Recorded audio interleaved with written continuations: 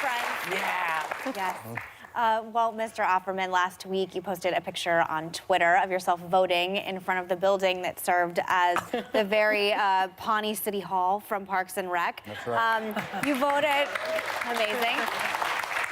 You voted for Elizabeth Warren. You're a big supporter. Obviously, she's since dropped out. So now what?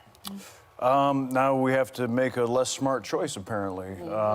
But I think there's still a candidate talking about getting everybody health care. That seems like a pretty good idea. Oh, so I'll probably Bernie. swing my Bernie? attention. Bernie, that's his name. Yeah, Bernie, yeah. Yeah. Well, the other one wants everybody to have health care, too. It's just a different form. Right. It is a different Yeah. form. I mean, it's a shame.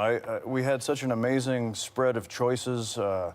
We love Cory Booker and Kamala in our house, and but you know, anything. It's amazing to have a real meal being prepared for us, rather than the sad fare we're being fed at the moment. Yes. The crumbs. The crumbs at the table. It's embarrassing, yeah. But we'll be back. So, yeah, we have to come back. We have to. So your Parks and Rec character, Ron Swanson, was macho. And so are you, Thank you. apparently. Thank you. That's very You're generous. a woodworker in real life, which I find that extremely macho. If I were a carpenter and you were a lady, would you marry me anyway, you know? So people often assume that you're super masculine, but you say it's the opposite, and you want people to stop genderizing everything. Just stop it. Well, I do think that's an old-fashioned idea. I think as we are evolving as a society and learning to pay equal attention, give everybody the same rights and fairness, it's an old-fashioned notion to say, well, he's manly, so he should have, you know, it affords more attention and more special care to members of the patriarchy.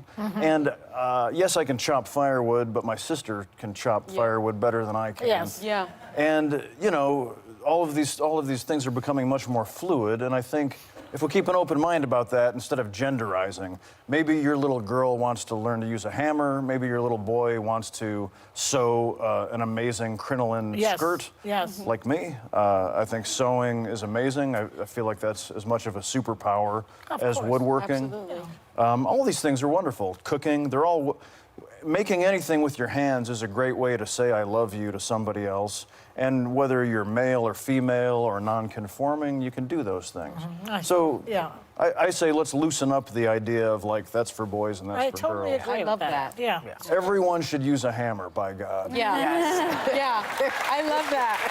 My daughter is actually a great woodworker, so I love that. Believe it. I have a wood shop in Los Angeles, and the best woodworkers, I always say the Han Solos of my wood shop, have always been women. Yeah. Yeah. Yeah. Yeah.